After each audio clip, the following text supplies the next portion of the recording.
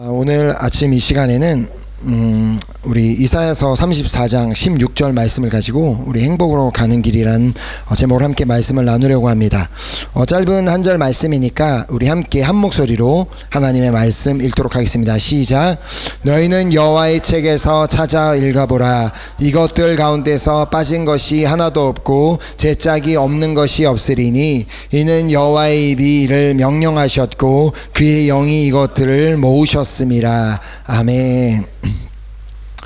우리가 비록 참 더운 날씨지만 우리가 예배하는 가운데 오히려 그 성령의 뜨거운 불이 아니라 성령의 시원한 바람으로 또 우리 안에 또 이 시원한 바람으로 인해 또 이렇게 또 회복과 또 새롭게 되는 예배가 되길 원합니다. 오늘 이 말씀은 하나님의 말씀인 이 성경의 이 권위에 대해서 말씀하고 있습니다.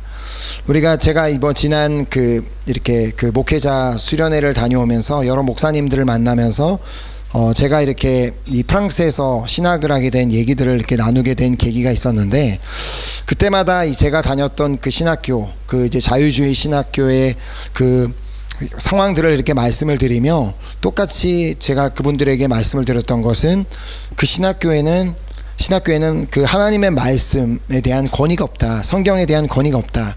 이건 한 인간이 그냥 자기가 기록하고 싶은 것들을 기록한 어떠한 역사책일 뿐이지 전혀 이 성경의 권위를 인정하지 않는 그 신학교 또 그 학생들과 교수님들을 보면서 너무나 안타까운 마음을 가졌다라는 그런 얘기를 했는데요. 오늘 이 자리에 있는 우리 모두는 다 그 하나님의 말씀인 성경의 권위를 또 인정하고 있고 또 그렇게 믿고 있을 것이라 생각합니다.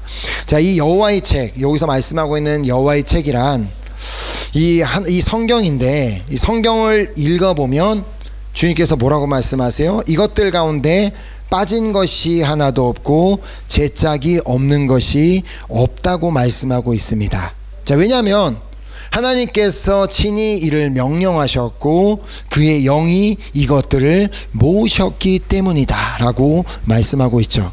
자, 물론 이사야를 통해 이 말씀을 주시던 당시에는 오늘날과 같은 성경이 당연히 없었습니다. 아직 예수님도 오시지 않았기에 당연히 신약 성경도 없었던 시기였고 성경들이 모아져 있던 시기도 아니었습니다. 자, 그러나 이 성경의 저자가 누구라고 말씀하고 있어요? 여호와 하나님, 바로 그분의 감동대로 기록되었기 때문에 하나님께서는 이미 성경 66권에 대한 계획을 가지고 계셨음이 분명합니다. 자, 그러니까 후에 기록될 모든 성경에 대한 내용도 다 준비하고 계셨고 다양한 저자들을 통해 기록하게 하신 내용들을 한 곳으로 모을 계획도 다 가지고 계셨다는 말입니다.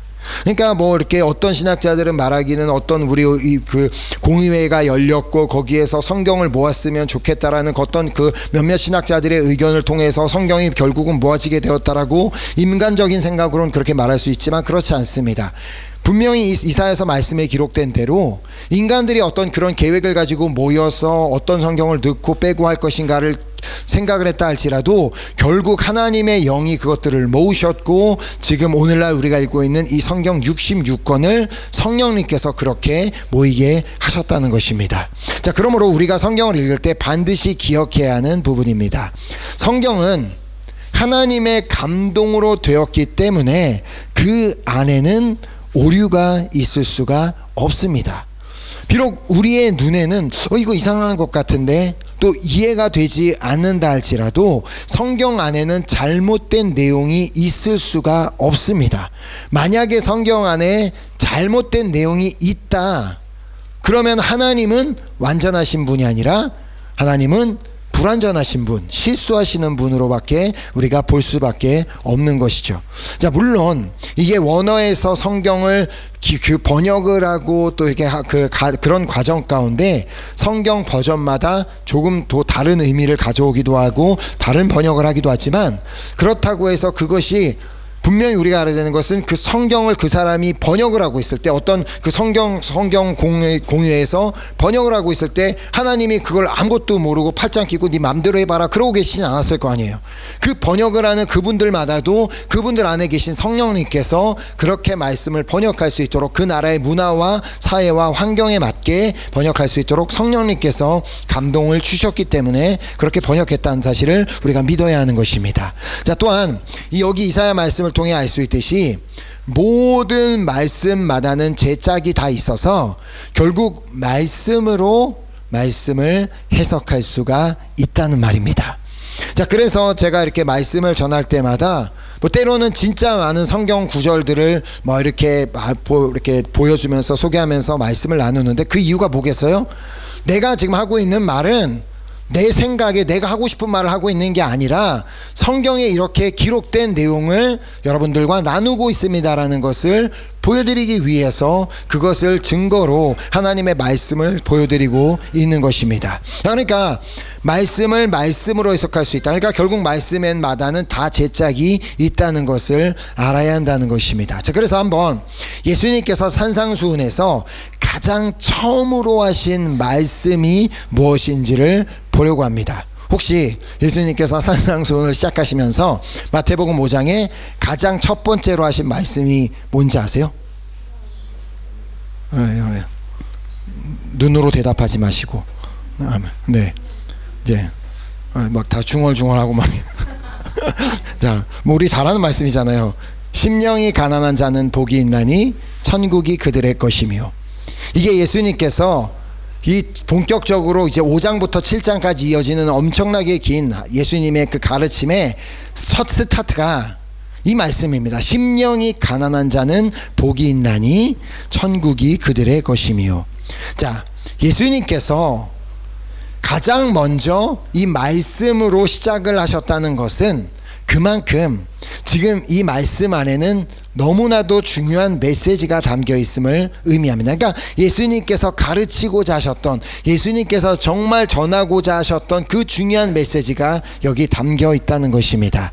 제가 얼마 전 사랑의 편지에도 이 내용을 썼지만, 우리 심령이 가난한지 아닌지에 따라 우리 인생의 결말이 완전히 달라질 수 있음을 말씀하고 계십니다. 자, 단순히 우리 인생의 결말뿐만 아니라 우리가 살아가는 모든 순간순간마다 우리의 심령이 가난한 것이 너무나도 중요한 것을 지금 예수님께서는 말씀하고 계시는 것입니다. 자, 왜냐하면 심령이 가난한 자가 복이 있기 때문입니다. 자, 또한 심령이 가난한 자가 행복하기 때문입니다. 자, 그러니까 여기서 복이라고 번역된, 불어에서는 이제 의호라고 번역된 그 단어가 마카로이오스 단어, 이제 헬라어인데, 그게 복받은 자라는 의미도 갖고 있고 또 행복한 자라는 두 가지 의미를 담고 있습니다. 자, 그런데 우리가 살아가면서 많은 사람들이 이렇게 중요하게 생각하는 것 중에 하나가 행복입니다. 행복한 삶을 사는 것. 아무리 많은 것을 가지고 있다 할지라도, 정말 큰 집과 좋은 차와 수많은 정말 내가 갖고 있는 걸 다 갖고 있고 엄청난 인기가 있고 권력을 가지고 있다 할지라도 행복하지 않다면 그 모든 것의 의미를 잃어버리게 됩니다. 행복하지 않기 때문에 그 엄청난 부유함을 가진 자들도 스스로 목숨을 끊어버리는 일들이 일어나게 되는 것이죠. 자, 사실 많은 사람들이 부자가 되고자 하는 이유가 뭐예요? 돈이 많으면 행복할 수 있을 거란 생각을 갖고 있기 때문입니다. 자, 많은 사람들이 좀 이렇게 막 유명해지고 싶은 이유 역시도 내가 혹시라도 많은 사람들에게 알려지고 유명해지면 행복해지지 않을까라는 생각이 있기 때문입니다. 또 많은 사람들이 어떻게 해서든 좀 자기 분야에서 성공하고 싶은 이유 역시도 내가 좀 성공하면 행복해질 수 있을 것이라 생각하기 때문입니다. 자, 물론 그것들이 행복하게 만들어줄 수는 있습니다. 아니라고는 할 수 없습니다. 물론 행복하게 할 수는 있지만, 그러나 그 행복이 영원하지는 않다는 것이죠.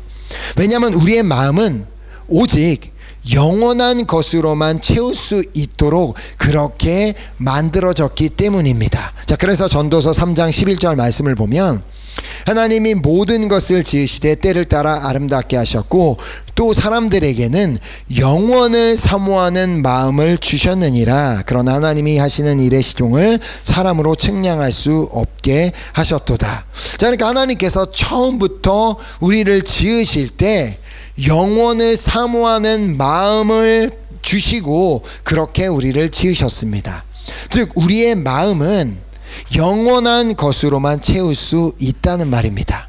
그 어떤 다른 것도 우리의 마음을 채울 수 없고 오직 우리는 영원한 것으로 인해서만 행복할 수 있음을 의미합니다. 자, 그래서 예수님께서 뭐라고 말씀하셨어요? 심령이 가난한 자는 복이 있나니 천국이 그들의 것이미요. 자, 그냥 가난한 자가 아니라 심령이 가난한 자가 복이 있다고 말씀하고 계십니다. 자, 그러니까 이 말은 영적인 목마름이 있는 자, 영적으로 배고픔이 있는 자가 복이 있을 수 있는 이유는, 또 행복할 수 있는 이유는 사모함이 큰 만큼 큰 은혜를 누릴 수 있기 때문입니다. 그러니까 주님께서도 내 입을 넓게 열라 그러면 채우리라는 말씀처럼 우리가 사모하는 만큼 주님은 우리에게 부어주시기 때문입니다. 자, 그래서 시편 107편 9절은 또 말씀하죠.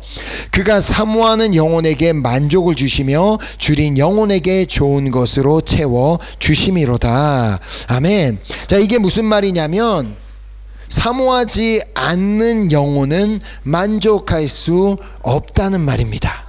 주님을 사모하지 않는 자는 만족함을 누릴 수가 없고, 또한 줄이지 않은 영혼, 그 주님의 말씀으로 목말라하고 주님을 갈급해하지 않는 그 영혼에게는 좋은 것으로 채워주실 수가 없다는 말입니다. 주님은 강제적으로 우리에게 뭘 주시는 분이 아니기 때문에 우리가 그것을 사모할 때 주시는 분이기 때문입니다. 자, 왜서 예수님께서 본격적으로 가르침을 시작하시면서 심령이 가난한 자가 복이 있다고 말씀하셨는지를 알 수 있는 부분입니다. 자, 결국 심령이 가난한 자가 이 땅에 사는 동안에도 하나님의 나라를 누리며 살아가다가 하나님 나라에 들어가게 되는 것이죠. 자, 그래서 산상수훈을 마치며 예수님께서 주신 이 마지막 메시지를 한번 보겠습니다. 마태복음 7장 17부터 20절 말씀을 보면, 이와 같이 좋은 나무마다 아름다운 열매를 맺고 못된 나무가 나쁜 열매를 맺나니 좋은 나무가 나쁜 열매를 맺을 수 없고 못된 나무가 아름다운 열매를 맺을 수 없느니라. 아름다운 열매를 맺지 아니하는 나무마다 찍혀 불에 던져지느니라. 이러므로 그들의 열매로 그들을 알리라. 자, 심령이 가난한 자는 하나님께서 좋은 것으로 채워주신다고 아까 시편을 통해 말씀하셨습니다. 자, 우리의 심령이 좋은 것으로 채워져 있다면 당연히 우리는 아름다운 열매를 맺을 수밖에 없습니다.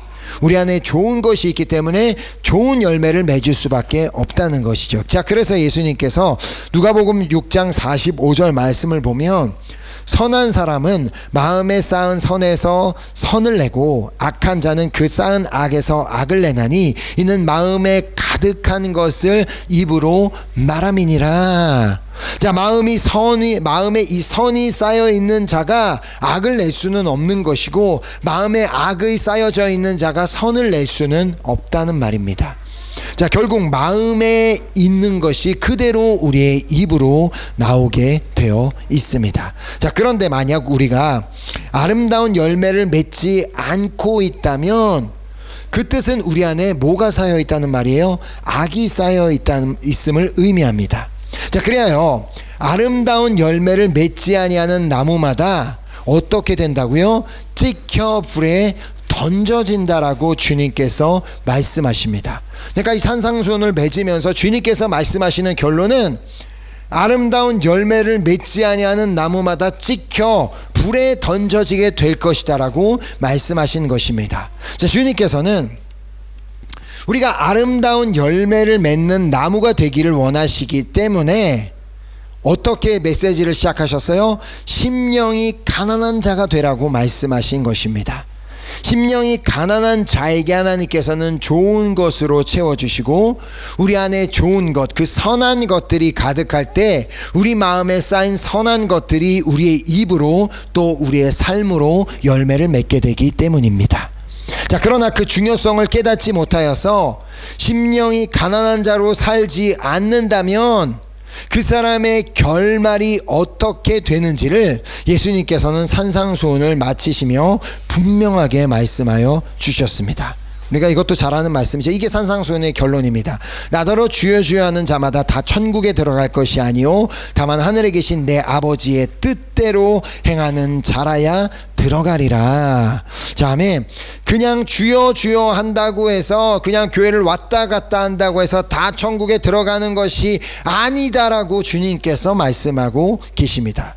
이건 어떤 유명한 목사님이 하신 말씀도 아니라 저명한 신학자가 한 얘기가 아니라 누가 말씀했어요?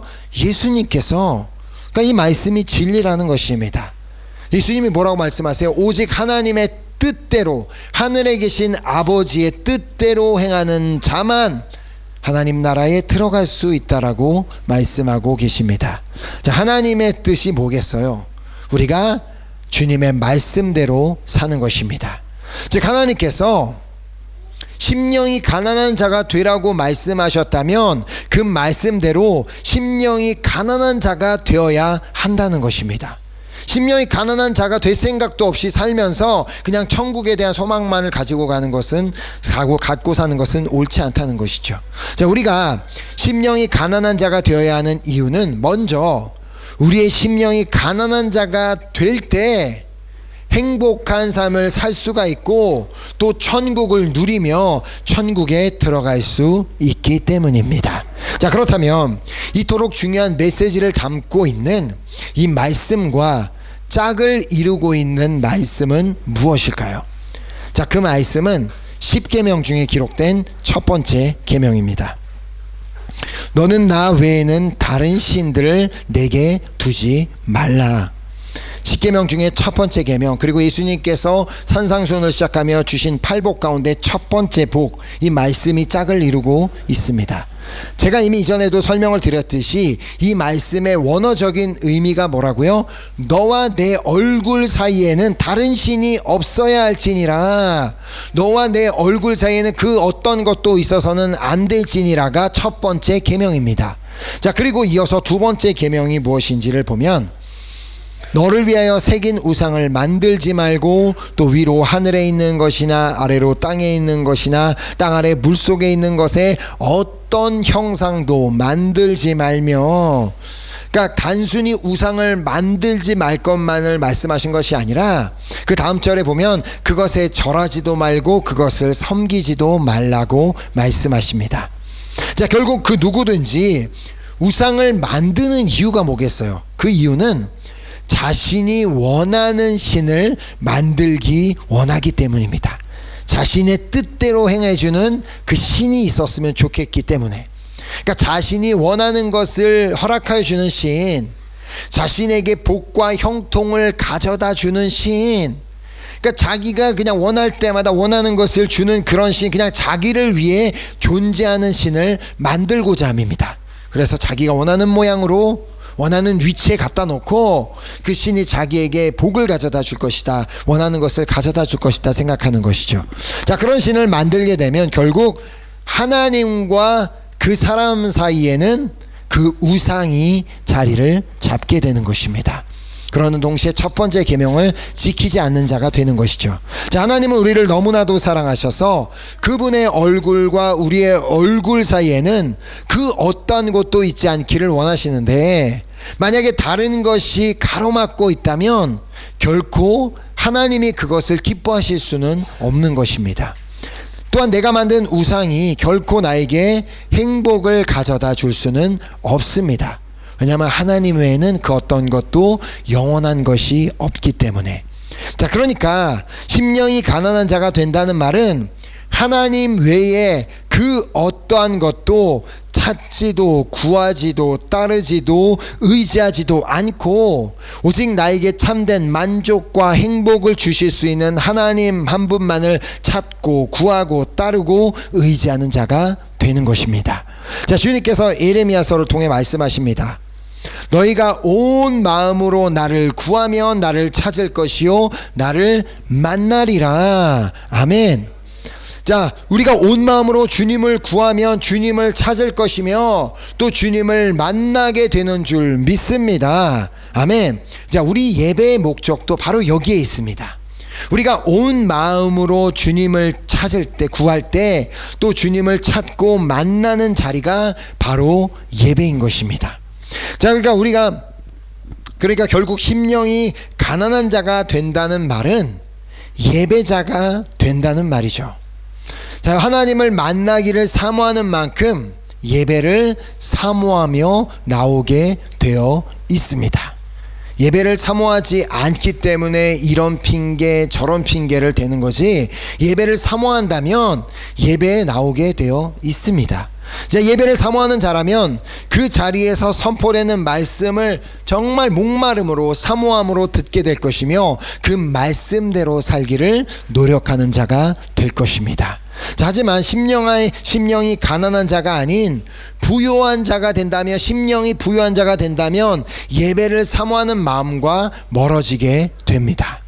심령이 부요한 자가 된다는 것은 결국 하나님의 얼굴과 내 얼굴 사이에 다른 무언가가 자리를 잡게 되었음을 의미합니다.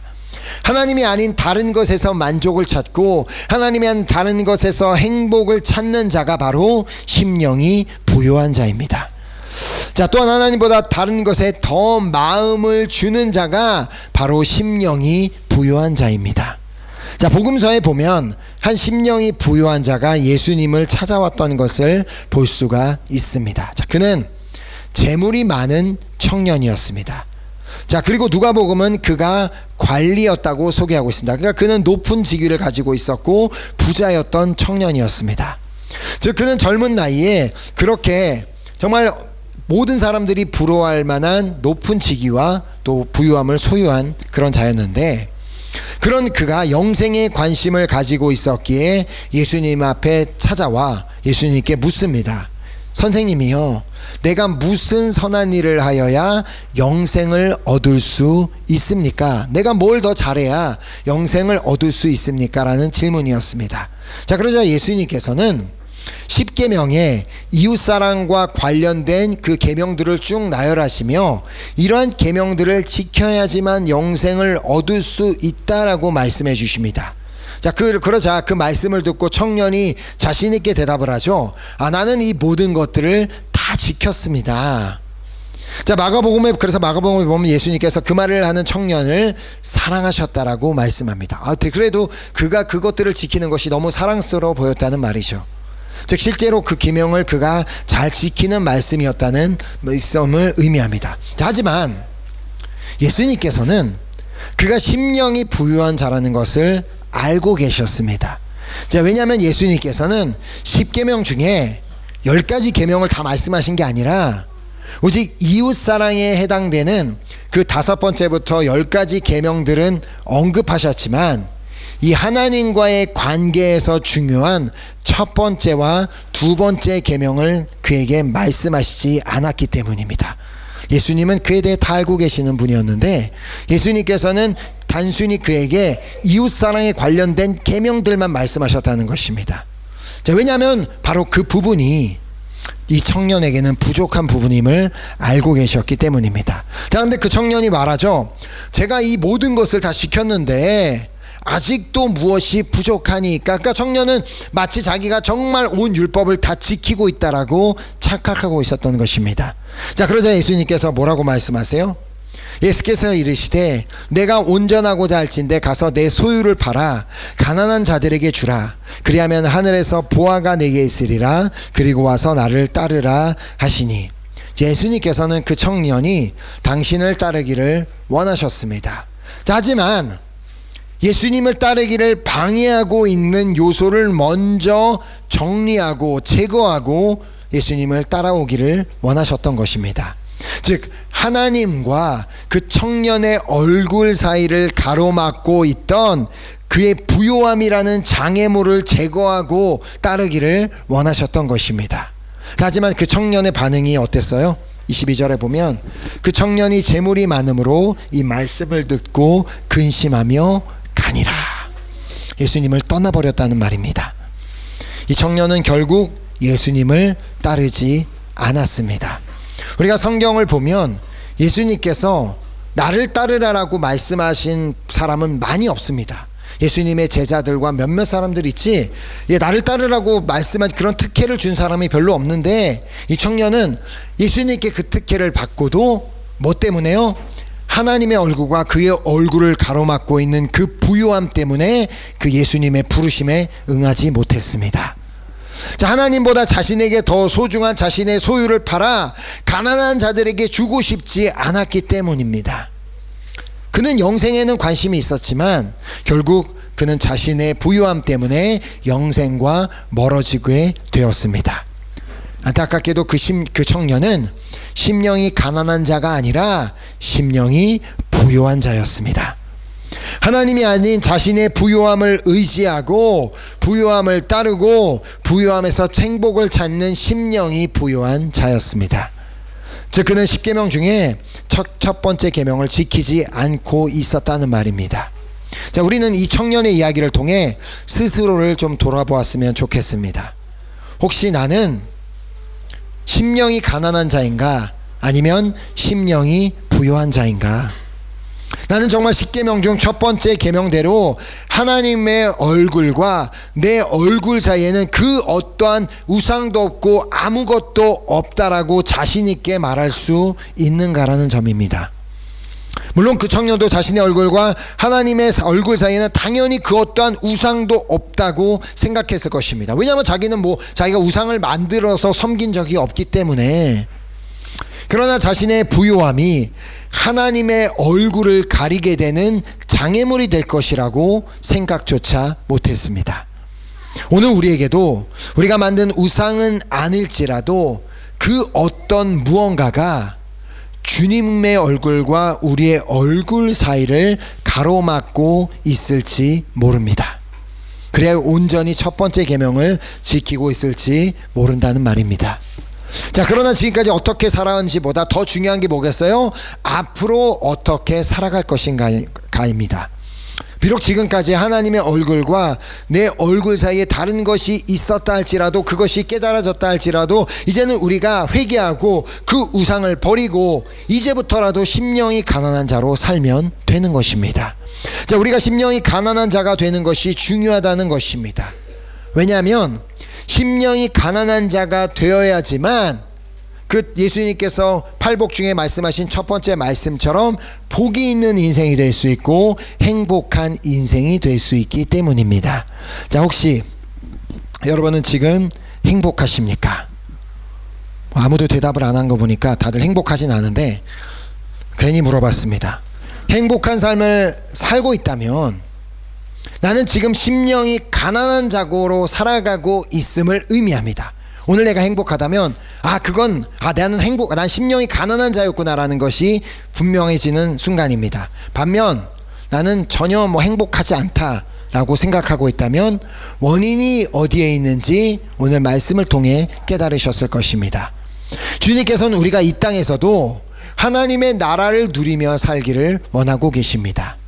우리가 이 땅에서 누리는 하나님의 나라가 무엇인지를 로마서 14장 17절이 말씀합니다. 하나님의 나라는 먹는 것과 마시는 것이 아니요 오직 성령 안에 있는 의와 평강과 희락이니라. 그러니까 하나님의 나라를 누린다는 것은 그냥 단순히 하나님 나라에서 잘 먹고 잘 살게 된다라는 말이 아니라 성령 안에서 의와 화평과 평강과 희락을 누리며 사는 것을 의미하는 것입니다. 내 의로 살아가는 삶이 아닌 하나님께서 예수 그리스도를 통해 의롭다 하여 주신 그 놀라운 은혜와 사랑 가운데 감사하며 살아가는 것입니다. 또한 그 어떠한 상황과 환경 가운데서도 평강을 누리며 살아가는 것입니다. 또한 내가 받은 은혜와 사랑을 기억하며 나도 이웃을 사랑하고 섬김으로 이웃과 평안한 관계를 형성하며 살아가는 것입니다. 자, 그리고 주님 안에서 어떠한 상황 가운데서도 기뻐하며 살아가는 것입니다. 자, 결국 우리가 성령으로 충만할 때 우리는 하나님의 나라를 누리며 살 수 있게 됩니다. 자, 오직 심령이 가난한 자가 성령으로 충만할 수 있습니다. 자, 성령이 부요한 자는 결코 성령으로 충만할 수가 없죠. 왜냐하면 성령님이 그 안에 거하시고 역사하실 자리가 없으니까. 다른 것으로 내 마음이 다 채워져 있는데 어떻게 성령으로 채워질 수가 있겠습니까? 하지만 우리가 심령이 가난한 자가 되어 주님을 찾고 주님을 구한다면 주님께서는 우리에게 주실 수 있는 가장 좋은 것, 성령으로 충만하게 하여 주실 줄 믿습니다. 성령으로 충만한 자가 하나님께 받은 은혜와 사랑에 감사하며 하나님의 뜻을 이룰 수가 있습니다. 성령으로 충만한 자가 어떠한 상황과 환경 가운데서도 평안하게 되며 또 이웃들과 평안한 관계를 유지할 수가 있습니다. 또한 성령으로 충만한 자가 항상 기뻐할 수 있습니다. 자, 우리가 성령으로 충만하면 이 땅에서도 하나님 나라를 누리며 하나님 나라에서 살아가게 되는 것입니다. 자, 또 예수님께서 말씀하신 대로 성령으로 충만한 자가 복 있는 자요 또 행복한 자가 될 수 있는 것입니다. 그러니까 우리가 어떤 복의 기준과 행복의 기준이 다른 게 있는 게 아니라 우리가 오직 성령으로 충만하면 이미 우리는 복받은 인생을 사는 것이고 우리가 성령으로 충만하면 이미 우리는 행복한 인생이 된다는 것입니다. 자, 결국 성령으로 충만하기 위해서는 어떤 사람이 되라고 말씀하세요? 심령이 가난한 자가 되어야 한다는 것입니다. 심령이 가난한 자의 특징은 예배를 사모하고 하나님을 구하고 찾는 자일 뿐만 아니라 하나님의 말씀을 사랑하는 자입니다. 우리가 말씀을 읽지 않고 말씀을 모른다면 그 말씀 속에 담겨진 놀라운 은혜들을 발견할 수가 없는 것이죠. 자, 단순히 심령이 가난한 자는 복이 있다는 말씀만 아는 것과 그냥 심령이 가난한 자는 복이 있다라는 이 마태복음의 말씀만을 아는 것과 또 이 말씀이 10계명 중 첫 번째 계명과 짝을 이루고 있음을 아는 것은 전혀 다른 차원이 됩니다. 이런 것들을 우리가 깨달을 수 있도록 우리 안에 거하시며 우리에게 말씀하시는 분이 바로 성령님이십니다. 그러니까 성령님은 우리 안에 거하시며 우리에게 모든 것을 가르쳐 주시는 분이시며 우리가 배우고 읽고 배웠던 말씀들이 생각나게 하시는 분이시죠. 자, 그래서 우리가 성령으로 충만한 것이 중요한 이유입니다. 자, 그러므로 저는 오늘 이 자리에 있는 우리 모두가 다 심령이 가난한 자가 되기를 간절히 소망하며 축복합니다. 내가 심령이 가난한 자가 어떻게 될 수 있겠어요? 그 심령이 가난한 자가 될 수 있도록 첫 번째 우리가 당연히 기도해야 되겠고, 나의 삶이 계속해서 하나님을 찾고 구하는 삶, 오직 성령으로 충만함을 구하는 자, 그 자가 바로 심령이 가난한 자가 되어서 결국에는 성령으로 충만한 삶을 살게 될 줄 믿습니다. 자, 그래야 우리 모두가 다 심령이 가난한 자가 됨으로 말미암아 성령으로 충만함을 받아 날마다 행복한 인생을 살아가게 될 수 있기를 예수 그리스도 이름으로 축복합니다. 아멘. 이 시간 우리 함께 이 말씀을 붙잡고 우리 결단하는 우리 찬양하고 우리 기도했으면 좋겠습니다. 우리 아까 우리 첫 번째로 했던 우리 찬양, 주께 가까이 우리 찬양하고 우리 기도했으면 좋겠습니다.